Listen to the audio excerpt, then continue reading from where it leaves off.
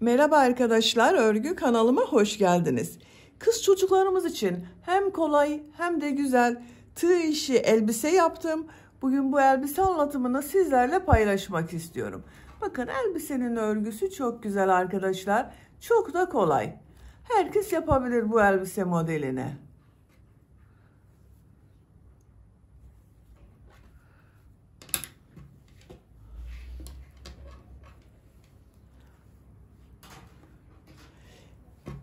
Elbise örgüsünde ilk önce bu motifleri yapıyoruz, birleştiriyoruz. Bakın roba bölümünü yapıyoruz. Sonra bu etek bölümünü bakın kolay model yapıyorum. En son olarak da askılarını yapıyorum. Elbise örgüsünü bitiriyorum. Arka bölümden düğmeli yaptım bakın. Şu şekilde 2 düğme yaptım. Bebeğe giydirip çıkarması kolay. Bakın buraya düğme ilikleri yaptım. Karşısına düğmeler diktim.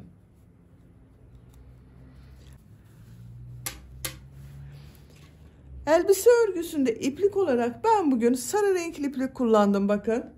Beyaz renkli iplik kullandım. Bu renk iplik kullandım. Ve yeşil renkli iplik kullandım.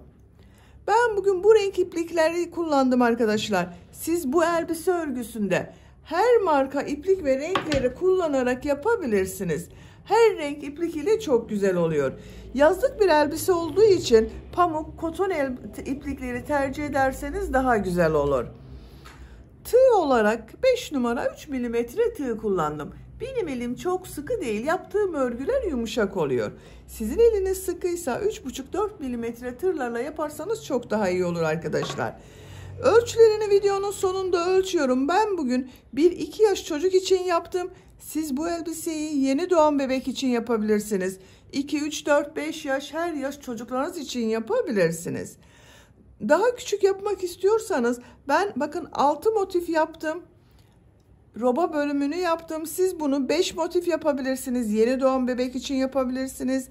Veya 7 motif yapabilirsiniz arkadaşlar. O zaman 2-3 yaş arası çocuklarınız için olur. İpliği tığ hazırlayalım. Hep birlikte bu kolay ve güzel elbise örgüsüne başlayalım. Örgü kanalıma abone değilseniz abone olmayı unutmayın lütfen. İzlediğiniz videolarıma beğeni ve yorumlarınızı da yaparsanız çok sevinirim arkadaşlar. Sizlerden gelen beğeni ve yorumlar örgü kanalımın devamlılığı için çok önemli. Şimdiden hepinize teşekkür ederim. Kolay gelsin. İyi çalışmalar. Sihirli halkayı bilmeyen arkadaşlar için gösteriyorum. Bakın şu şekilde ipliği tutuyorum. Parmağımın üzerine doladım. Parmağımın üzerinde olan bu halka oldu bakın. Buna tığ takıyorum. İplik aldım. Çektim. Bu halkayı parmağımdan çıkarıyorum. Zincir yaptım, sağlamlaştırdım. 2 zincir yapıyorum. Tığ üzerine iplik alıyorum. Sihirli halka içine 16 trabzan yapıyorum.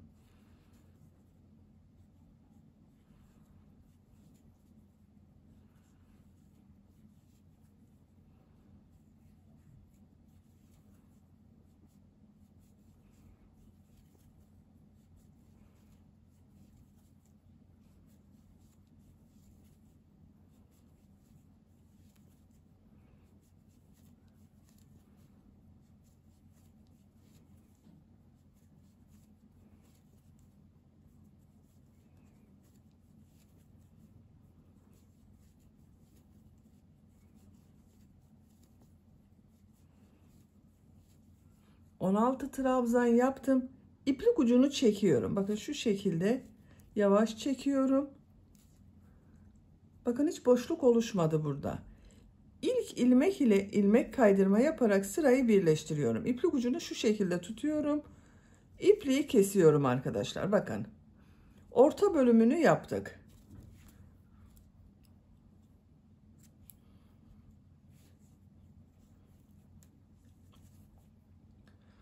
Sarı renkli iplik ile devam ediyorum. Herhangi bir ilmekten başlayabilirsiniz. Bakın şu ilmekten başlıyorum. İlmek yapıyorum.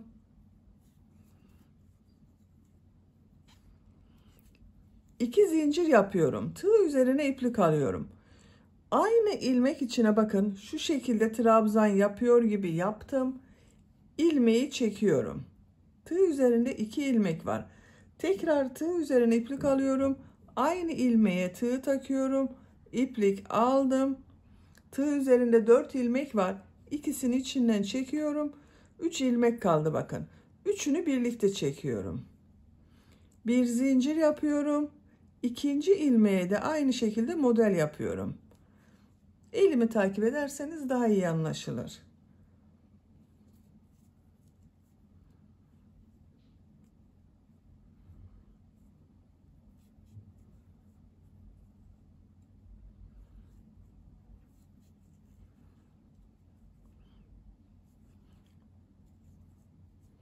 Bir zincir yapıyorum arada. Tekrar model yapıyorum.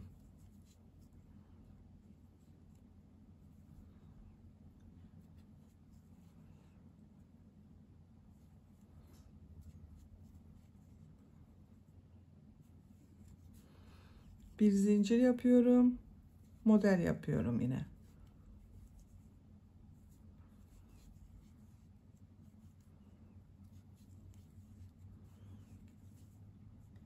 Bir zincir yapıyorum. Model yapmaya devam ediyorum. Bakın bu şekilde modeller oluyor. 16 model olacak arkadaşlar. Sıra sonuna kadar devam edelim. Sıra sonuna kadar modelleri yaptım. Bir zincir yapıyorum. İlk yaptığım model ile ilmek kaydırma yaparak birleştiriyorum. İpliği kesiyorum.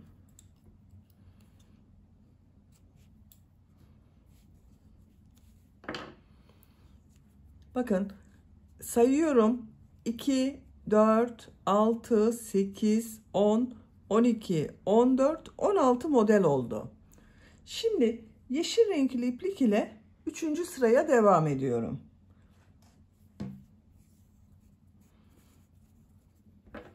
Yine herhangi bir ilmekten başlayabiliriz.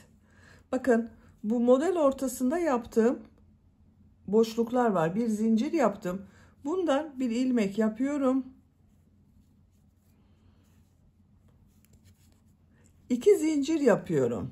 Tığ üzerine iplik alıyorum. Bu modellerin aynısını yapacağız arkadaşlar. Bakın aynı modeli yapıyorum.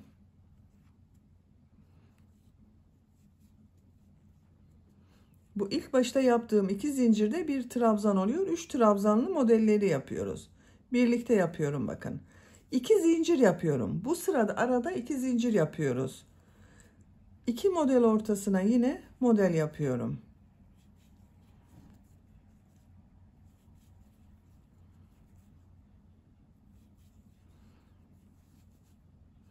İki zincir yapıyorum. 2 model ortasına model yapıyorum.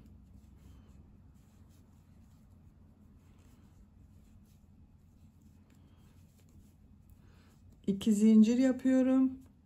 2 model ortasına model yapıyorum. İplik ucunu da içinde tutuyorum bakın, kaybediyoruz.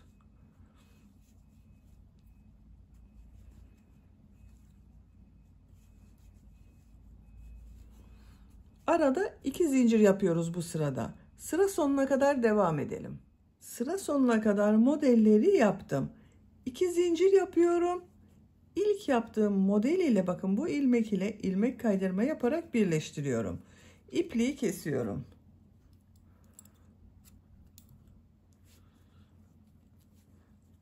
Üçüncü sırayı bitirdik. Bakın ilk sırada trabzan yaptım. İkinci ve üçüncü sırada modeller yaptım. İkinci sırada arada bir zincir yaptım. Üçüncü sırada arada 2 zincir yaptım. Buraya kadar bakın yuvarlak bir motif elde ettik. Dördüncü sıradayız. Dördüncü sıradan itibaren artık bu yuvarlak motifi kare motif, 4 köşesi olan bir motif yapacağız. Beyaz renkli iplik ile devam ediyorum.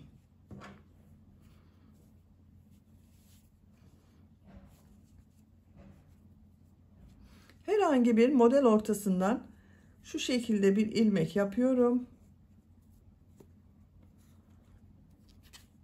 3 zincir yapıyorum.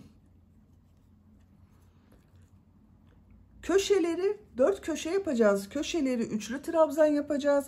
Arada yaptığım modelleri ikili trabzan yapıyorum. Bu ilk başta yaptığım üst zincirde bir üçlü trabzan oluyor. Bakın tığ üzerine bir defa iplik alıyorum. Aynı zincir üzerine 2 üçlü trabzan yapıyorum. 3 defa da çıkarıyorum bakın.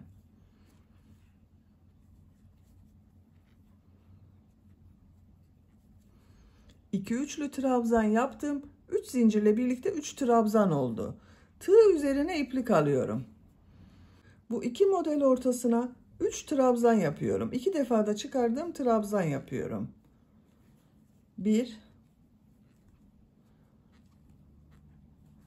2 3. Sadece bu köşelerde üçlü trabzan yapıyoruz. Diğerleri modelleri ikili trabzan yapıyorum. Tığ üzerine iplik alıyorum. Model ortasına 3 ikili trabzan yapıyorum.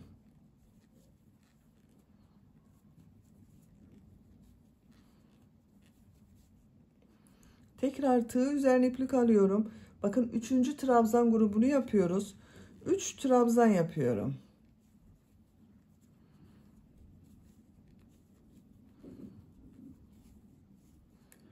Köşeden sonra bakın 1 2 3 yere trabzan yaptım. Üçlü trabzanlar yaptım. Üçlü gruplar halinde bakın.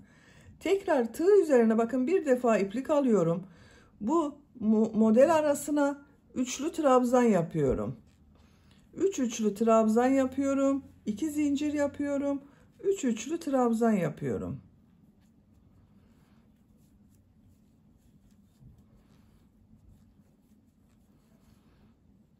Bakın 3 üçlü trabzan yaptım. 2 zincir yapıyorum. 3 üçlü trabzan yapıyorum.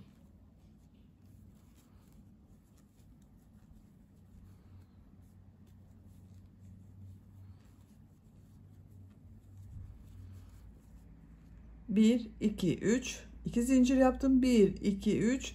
Üçlü trabzan yaptım. Bakın diğer köşeyi de yaptık. Bu ilk başta yaptığımız bir köşenin yarısı arkadaşlar. Sıra sonunda bunu tamamlayacağız. 3 üçlü trabzan, 2 zincir, 3 üçlü trabzan görüntüsü olacak. Tığ üzerine iplik alıyorum. Bu model ortasına 3 trabzan yapıyorum.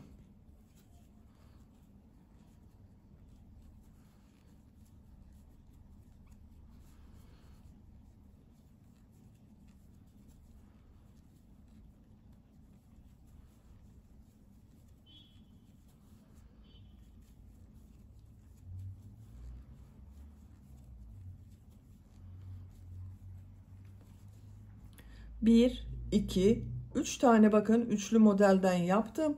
Tığ üzerine iplik alıyorum. Üçüncü köşeyi yapıyoruz. 3 üçlü trabzan, 2 zincir, 3 üçlü trabzan yapıyorum.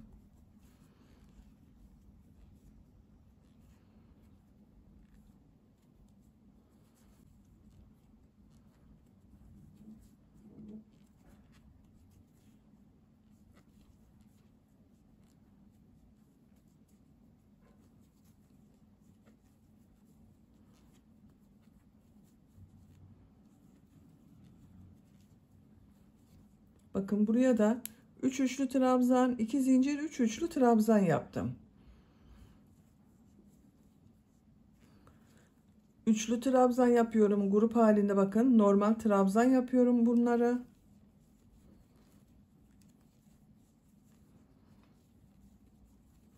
Üç yerde 3 trabzan yapıyoruz. Köşelerde 3 üçlü trabzan yapıyoruz.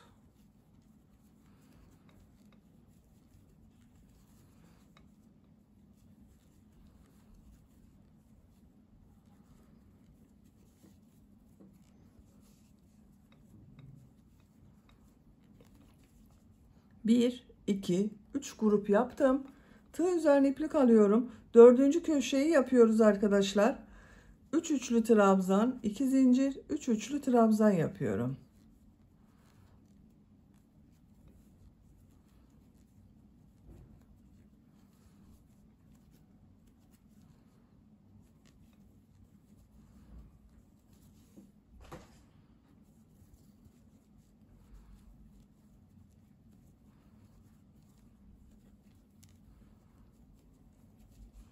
Bakın bu köşeyi de yaptım. Bu 3 yere 3 tane trabzan yapıyorum.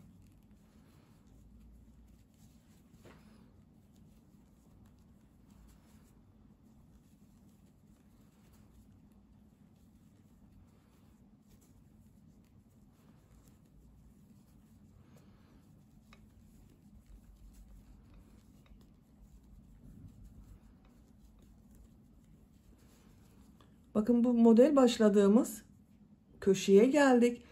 İlk başta üçlü trabzan yaptım. 3 tane tığ üzerine iplik alıyorum. Buraya 3 üçlü trabzan yapıyorum.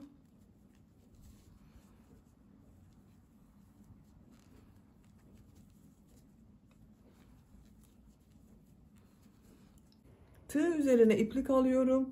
Üçüncü zincir ile bakın şu şekilde aldım. Hepsinin içinden bir defa da çekiyorum. Bakın köşe bu şekilde oldu arkadaşlar. Bakın yuvarlak modeli köşeli yaptık. 1, 2, 3, 4 yerde köşe oluştu. Arada bakın 1, 2, 3 yerde 3 trabzan yaptım. İpliği kesiyorum.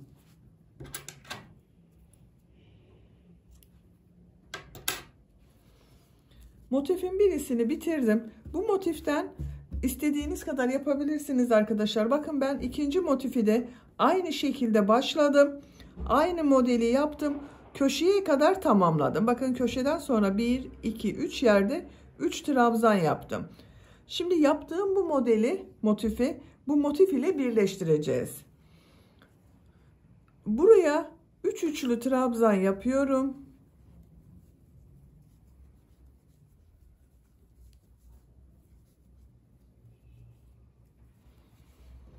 Bakın şu şekilde bir zincir yapıyorum. Burada bakın bir köşe var. 2 zincir yaptığım köşe, tığ takıyorum, iplik aldım, içinden çekiyorum. Bir zincir yapıyorum. Tekrar aynı yere 3 üçlü trabzan yapıyorum.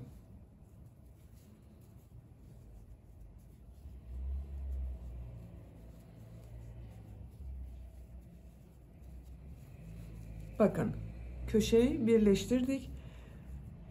Bakın bu yan tarafı birleştireceğiz arkadaşlar. Şu şekilde birleştirme yapacağız. Bakın 3 üçlü trabzandan sonra şu boşluğa tığ takıyorum. Diğer motifte bakın 3 üçlü trabzanla 3 trabzan arasındaki boşluğa tığ üzerine iplik alıyorum. Buraya 3 trabzan yapıyorum.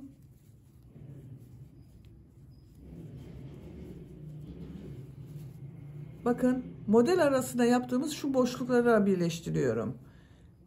İlmek kaydırma yapıyorum. 3 trabzan yapıyorum.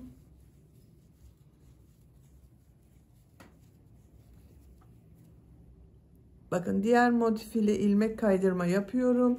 Birleştirme yaptığımız yerlerin görüntüsü bakın bu şekilde oluyor. 3 trabzan yapıyorum.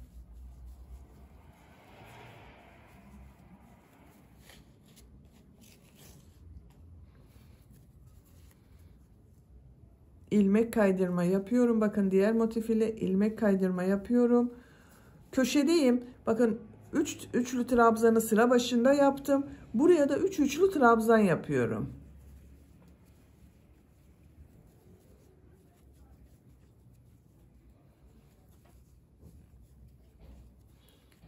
Üç üçlü trabzan yaptım. Bir zincir yapıyorum. Bakın burada köşe var. Bu köşe ile birleştiriyoruz. Şu şekilde tığ takıyorum. İplik aldım. Bir zincir yapıyorum. Bakın bu ilmek ile ilmek kaydırma yaparak birleştiriyorum. İki motifi birleştirdik arkadaşlar. İpliği kesiyorum.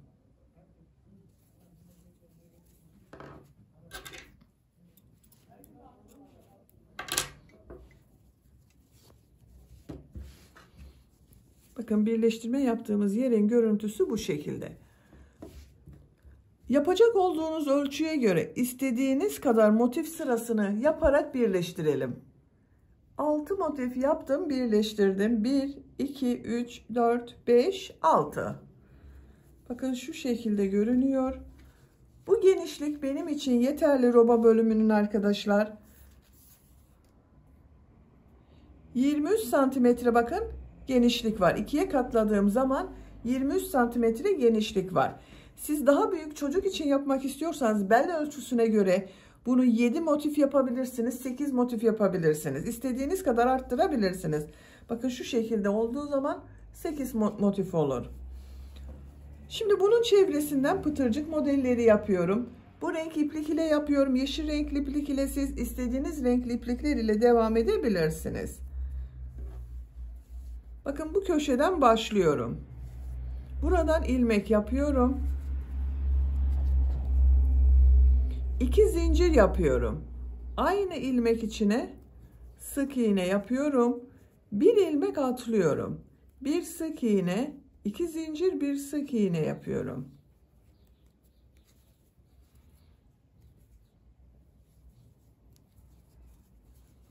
Bir ilmek atlıyorum. Bir sık iğne, 2 zincir, bir sık iğne yapıyorum. Bir ilmek atlıyorum. Bir sık iğne, 2 zincir, bir sık iğne yapıyorum. Bir ilmek atlıyorum. Bir sık iğne, 2 zincir, bir sık iğne yapıyorum. Bakın bu şekilde minik pıtırcıklar yapıyoruz. Pıtırcık modelleri yaparak buraya kadar devam edelim. Bakın burayı yapalım. Bu kenarı da yapalım. Buraya kadar devam edelim. Buraya kadar pıtırcık modeli tamamladım. Bakın bu kenarda pıtırcık modellerini yaptığım görüntüsü bu şekilde oldu. Buraya kadar tamamladım. Burada da devam edeceğiz arkadaşlar. Ama burada pıtırcık modellerini tek ilmekten alarak yapacağız. Etek bölümüne model devam etmek için tek ilmekten alarak yapıyoruz. Bakın burada 2 ilmek var. Şu ilmeklerden alarak pıtırcık modeli yapacağız. Bu diğer ilmek boşlukta kalacak. Etek bölümü yapacağız oraya. Şu ilmeğe bakın. Bir sık iğne, 2 zincir, bir sık iğne yapıyorum. Bir ilmek atlıyorum. Bakın şu ilmeği alıyorum. Şu şekilde yapmıyorum. Tek ilmekten alarak yapıyorum. Bir sık iğne, 2 zincir, bir sık iğne yapıyorum. Bir ilmek atlıyorum. İlmekten alarak bir sık iğne, 2 zincir, bir sık iğne yapıyorum. Bir ilmek atlıyorum. Bir sık iğne, 2 zincir, bir sık iğne yapıyorum. Bakın bu ilmekler boşlukta kaldı. Dediğim gibi buraya etek bölümü için modeller yapacağız. Bu sıra sonuna kadar devam edelim. Sıra sonuna kadar ilmeklerden alarak, bakın birer ilmekten alarak bir sık iğne, 2 zincir, bir sık iğne yaptım. Birer ilmek boşlukta kaldı bakın. Sonraki sırada etek bölümünü yaparken bu ilmeklerden alarak model yapacağız. Yan taraftayım. Yan tarafta da burada yaptığım gibi pıtırcık modelleri yapıyorum. Pıtırcık modellerini yaparken düğme iliği de yapıyorum arkadaşlar. Ama artık bakın ilmeklerden alarak yapmıyorum. Bir ilmeği atlıyorum. Bir sık iğne, 2 zincir, bir sık iğne yapıyorum. Bir ilmek atlıyorum. Bu ilmeğe bir sık iğne yapıyorum. Düğme iliği için 8 zincir yapıyorum. Aynı ilmek içine sık iğne yapıyorum. Bakın düğme iliğini yaptım. Bir ilmek atlıyorum. Bir sık iğne, 2 zincir, bir sık iğne yapıyorum. Bir ilmek atlıyorum. Bir sık iğne, 2 zincir, bir sık iğne yapıyorum. Bir ilmek atlıyorum. Bir sık iğne, 2 zincir, bir sık iğne yapıyorum. Bir ilmek atlıyorum. Bir sık iğne, 2 zincir, bir sık iğne yapıyorum. Bir ilmek atlıyorum. Bir sık iğne, 2 zincir, bir sık iğne yapıyorum. Bakın 1, 2, 3, 4, 5 pıtırcık modeli yaptım. Şimdi tekrar düğme iliği yapacağız.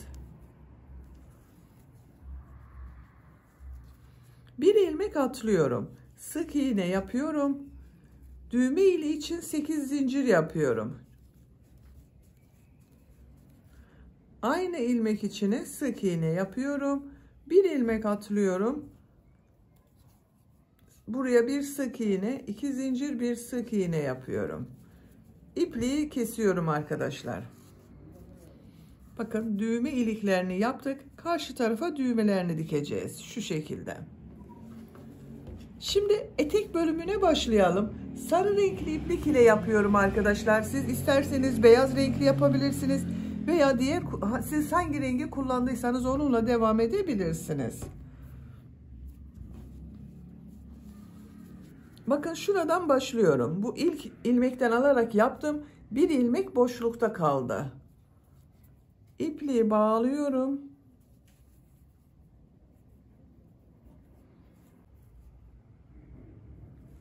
Bu ilmekten bakın bir ilmek yapıyorum. 3 zincir yapıyorum. Aynı ilmek içine bir trabzan yapıyorum. İlk V şeklini yaptım. V şekilleri yapacağız. 2 ilmek atlıyorum. Bu ilmek içine bir trabzan, 2 zincir, bir trabzan yapıyorum.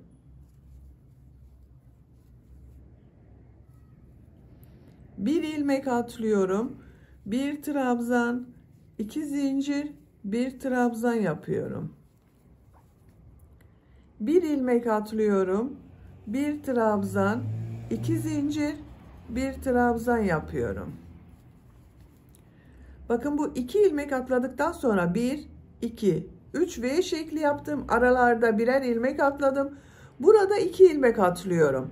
1, 2 ilmek atlıyorum. Bir trabzan, 2 zincir, bir trabzan yapıyorum. Bir ilmek atlıyorum. Bir trabzan, 2 zincir, bir trabzan yapıyorum. Bir ilmek atlıyorum. Bir trabzan, 2 zincir, bir trabzan yapıyorum. Bakın 2 ilmek atladıktan sonra 1, 2, 3 V şekli yaptım. 2 ilmek atlıyorum. 1, 2.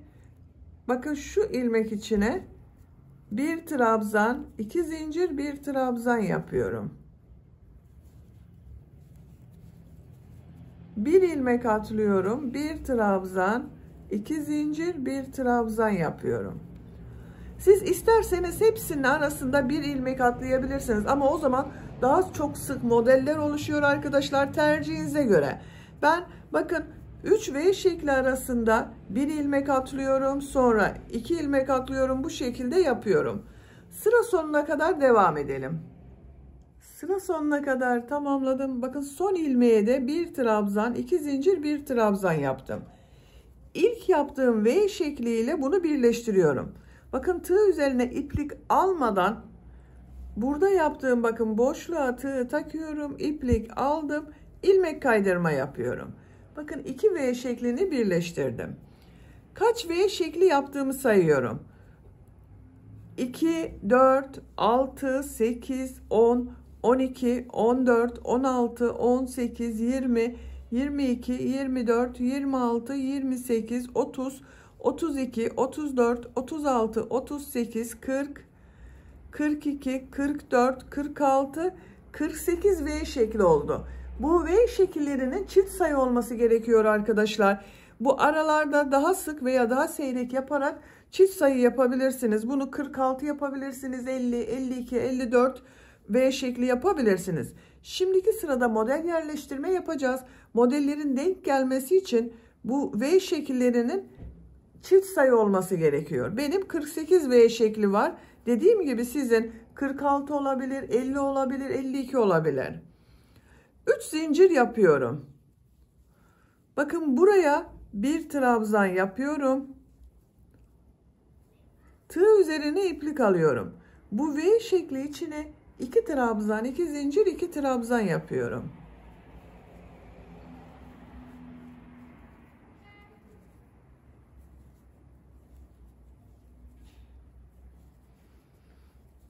İki trabzan, 2 zincir, 2 trabzan yaptım. Bu V şekli içine bir trabzan, bir zincir, bir trabzan yapıyorum.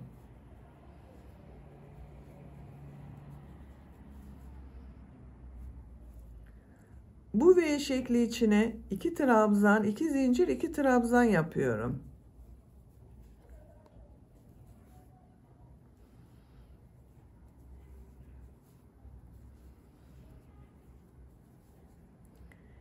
Bir trabzan, bir zincir, bir trabzan yapıyorum.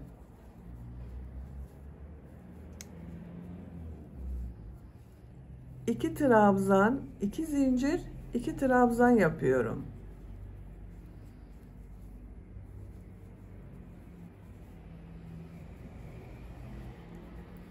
Bakın arkadaşlar, model bu kadar. Bir V şekli içine 2 trabzan, 2 zincir, 2 trabzan yapıyoruz. Diğer V şekli içine bir trabzan, bir zincir, bir trabzan yapıyoruz.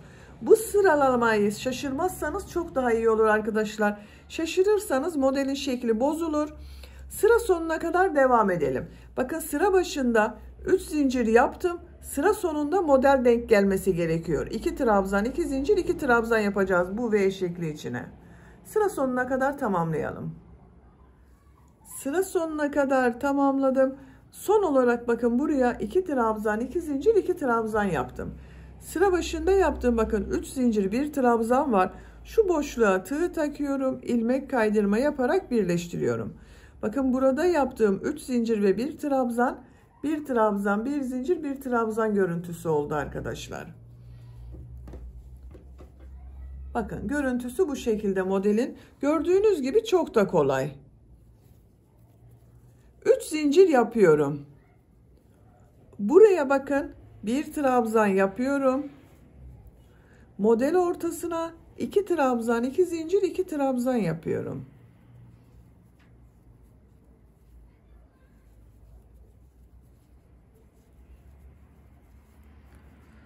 Bakın buraya 1 trabzan, 1 zincir, 1 trabzan yapıyorum.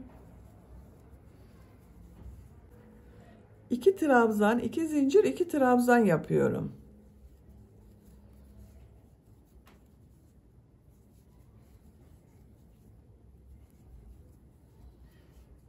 Bir trabzan, bir zincir, bir trabzan yapıyorum. Sıra sonuna kadar devam edelim. Sıra sonuna kadar tamamladım. Burada yaptığım bakın 3 zincir ile bakın boşluğa tığ takıyorum. İlmek kaydırma yaparak sırayı birleştiriyorum. Bu da bakın bir trabzan, bir zincir, bir trabzan oldu. 3 zincir yapıyorum. Buraya bir trabzan yapıyorum. Model ortasına 2 trabzan, 2 zincir, 2 trabzan yapıyorum.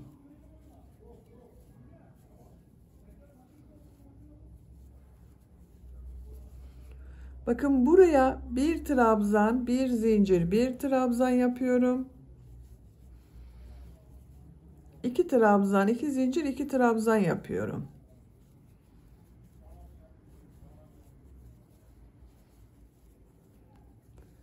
Model çok kolay arkadaşlar. Sıra sonuna kadar devam edelim. Sıra sonuna kadar tamamladım. İlmek kaydırma yaparak birleştiriyorum. 3 zincir yapıyorum. 1 trabzan yapıyorum. Model ortasına 2 trabzan, 2 zincir, 2 trabzan yapıyorum.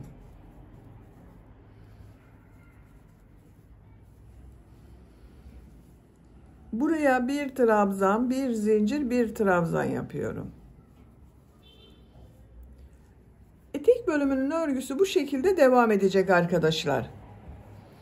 Yapacak olduğunuz çocuğun büyüklüğüne ve tercihinize göre elbisenin etek bölümünü devam edelim. Etek örgüsünü yapacağım ölçüye göre tamamladım. Başlangıçtan sayıyorum bakın. 2, 4, 6, 8, 10, 12, 14, 16, 18, 19 sıra yaptım. Santimetre olarak ölçüyorum.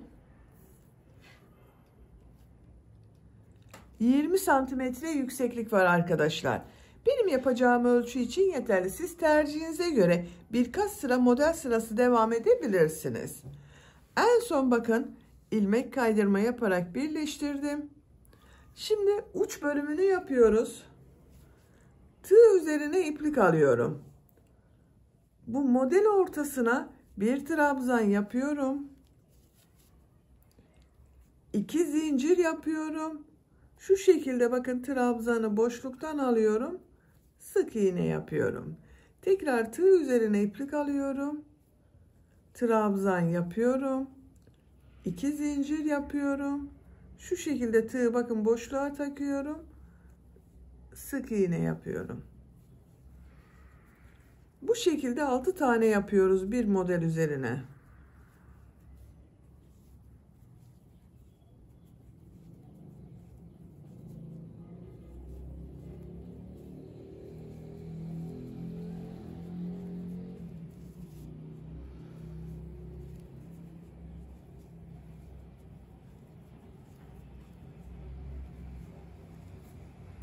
Bakın 1, 2, 3, 4, 5, 6 tane yaptım arkadaşlar.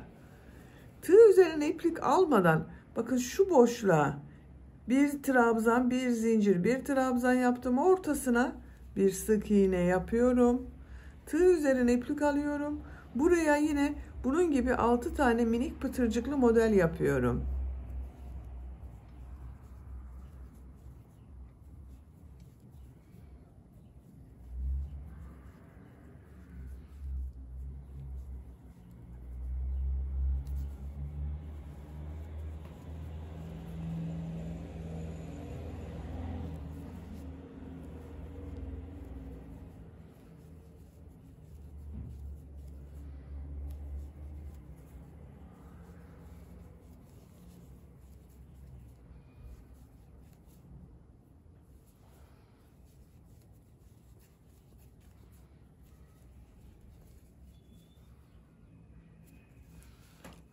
Bakın bu bir trabzan, bir zincir, bir trabzan yaptığım model ortasına sık iğne yapıyorum.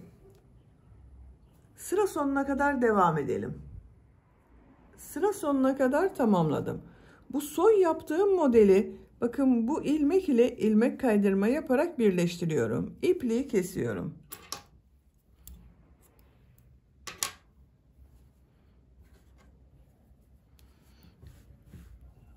Bakın arkadaşlar, birleştirme yaptığımız yerin görüntüsü bu şekilde.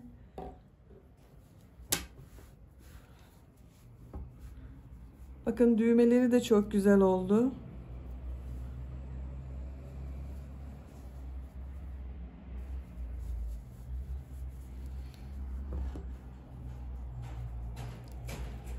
Şimdi askılarını yapalım. Bakın bu yaptığımız roba bölümünün buraya 2 askı yapmak istiyorum. İlk önce bakın ben 6 motif yaptım. Ortayı bulmak kolay arkadaşlar. Bakın tam şu motif. Orta nokta. Siz 5 motif veya 7 motif yaptıysanız şu şekilde katlayın. Orta noktaya bir işaret yapın. Bakın. Şurası ön orta. Göz kararı ayarlama yapabilirsiniz. Beyaz renkli iplik ile askı yapıyoruz. Bakın ilk askıyı şu şekilde yapıyorum. Ben şuradan başlıyorum.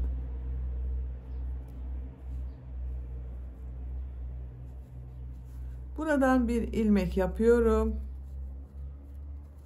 Sağlamlaştırdım. 2 zincir yapıyorum. Bakın arkadaşlar, bu en sonda yaptığımız köşeden sonra ikinci modelin ilk trabzanına başladım. 5 trabzan yapacağız. Bu sıra başında yaptığım 2 zincirde bir trabzan, şu şekilde ilmeklerden alarak trabzan yapacağız arkadaşlar. Bakın şu şekilde ilmekten alıyorum. Trabzan yapıyorum. Trabzan yapıyorum.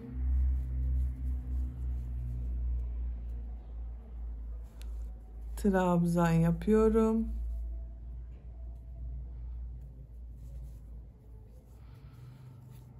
Beş trabzan oldu bakın. 1, 2, 3, 4, 5.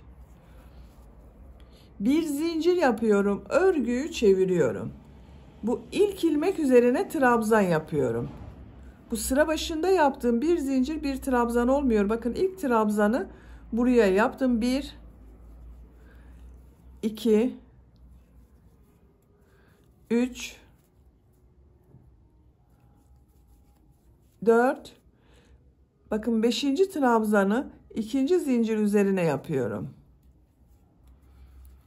5 trabzan oldu. Bir zincir yapıyorum. Örgüyü çeviriyorum. İlk ilmek içine bir trabzan yapıyorum. Yine 5 trabzan yapıyoruz.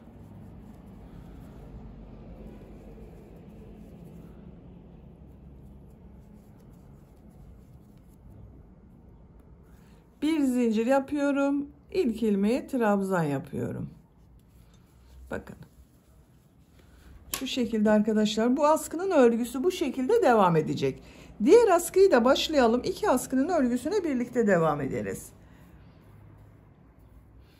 Eşit olmasına dikkat edelim. Bakın bunda şu köşeden orta noktadan sayıyorsak arkadaşlar, bakın köşeden sonra 1, ikinci trabzan grubunun son trabzanından başladım. Bunu da sayıyorum bakın.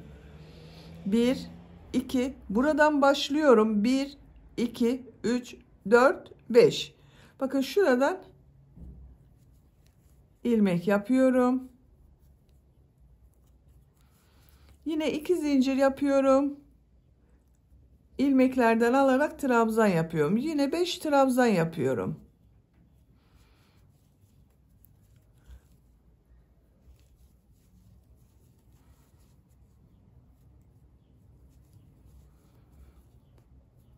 Bakın 5 trabzan yaptım. Bir zincir yapıyorum. Örgüyü çeviriyorum.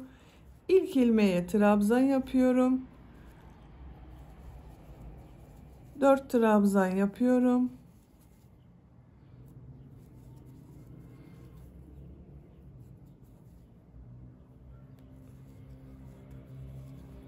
Bakın 5 trabzan oldu. Bir zincir yapıyorum. Trabzan yapıyorum. Yine 5 trabzan yapıyoruz arkadaşlar. 2 askının örgüsüne devam edelim. Askıları tamamladım. Bakın arkadaşlar, diğer askıyı da tamamladım. Arka bölümüyle birleştirdim. Bakın burada birleştirme yaptım. Bu askıyı da aynı şekilde birleştireceğiz. Kaç sıra yaptığımı sayıyorum. 2, 4, 6, 8, 10, 12, 14, 16, 18, 20, 22, 23 sıra yaptım. Ölçüyorum. 19 santimetre yükseklik yaptım arkadaşlar. Siz tercihinize göre veya yapacak olduğunuz çocuğun büyüklüğüne göre daha fazla veya daha az sıra yapabilirsiniz. Bakın birleştirme yaptığımız zaman görüntüsü bu şekilde oluyor. İpliği kestim bakın burada. Bunu iğneye takıyorum.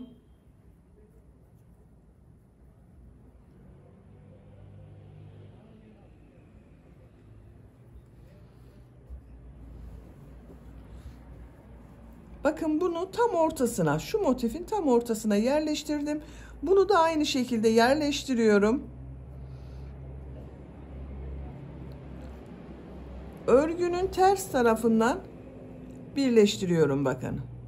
Şu ilmeğe birleştiriyorum.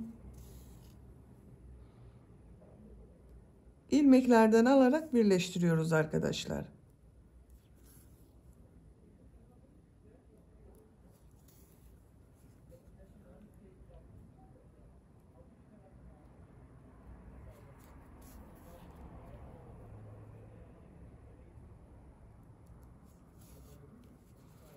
Bakın birleştirmeyi tamamladım. İpliği kesiyoruz. Bakın şu şekilde bir ilmek yapıyorum. İplik ucunu ilmekler arasından geçiriyorum.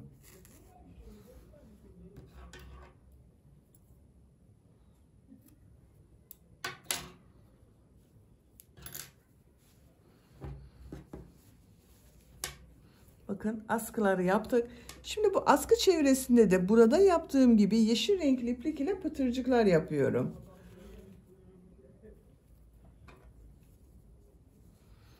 Bakın buradan başlıyorum.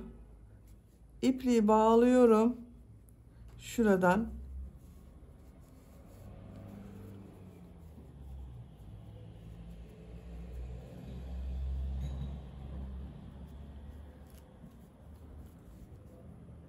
Buradan ilmek yapıyorum. Bir sık iğne yapıyorum. Bakın buraya bir sık iğne, 2 zincir, bir sık iğne yapıyorum. Bir ilmeği atlıyorum. Bakın buraya bir sık iğne, 2 zincir, bir sık iğne yapıyorum. Bir ilmeği atlıyorum. Bir sık iğne, 2 zincir, bir sık iğne yapıyorum. Sıra sonuna kadar devam edelim. Sıra sonuna kadar pıtırcık modelleri yaptım. Yaptığım bakın bu en son pıtırcık modelini şurada örgünü yine ters tarafından ilmek kaydırma yaparak birleştiriyorum. İpliği kesiyorum.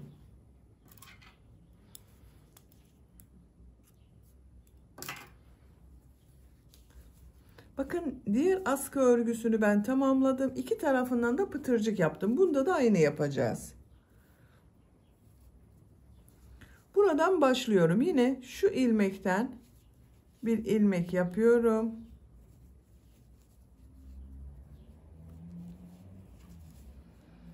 Yine askı çevresinde bir sık iğne, 2 zincir, bir sık iğne yapıyorum.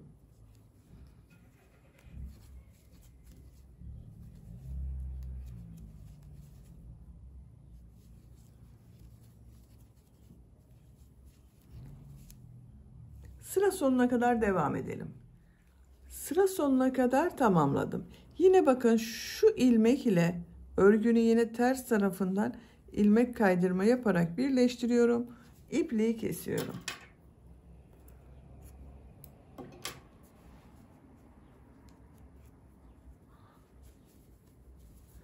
İplik uçlarında bakın şu ilmekler arasında kaybedebiliriz arkadaşlar.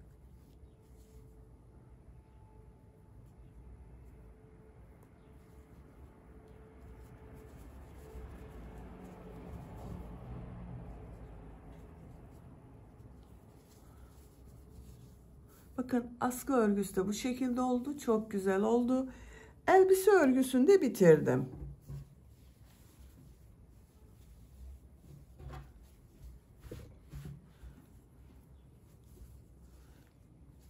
Bakın düğmesini açıp takıp kullanabiliriz.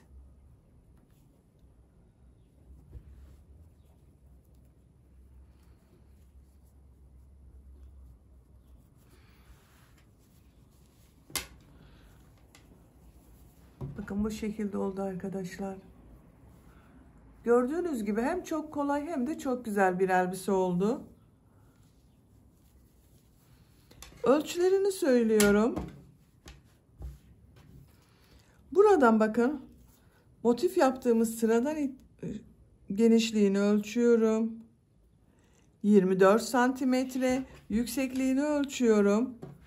Omuzdan tam yüksekliği ölçüyorum. Bakın askı ucundan en sona kadar yükseklik 40 santimetre arkadaşlar. Bu askıya başladığımız yerden robadan itibaren ölçüyorum. 29 santimetre. Ben bugün 1-2 yaş arası çocuk için yaptım, bu ölçüde oldu. Bebeğiniz kilolu bir bebekse 6-12 aylık bebek için olur arkadaşlar. Beni dinlediğiniz ve izlediğiniz için hepinize çok teşekkür ederim. Örgü kanalıma abone değilseniz abone olmayı unutmayın lütfen. Örgü kanalıma ücretsiz abone olup beğeni ve yorumlarınızı da yaparsanız çok sevinirim arkadaşlar. Sizlerle yeni örgülerde görüşmek dileğiyle. Hoşça kalın, sevgiyle kalın.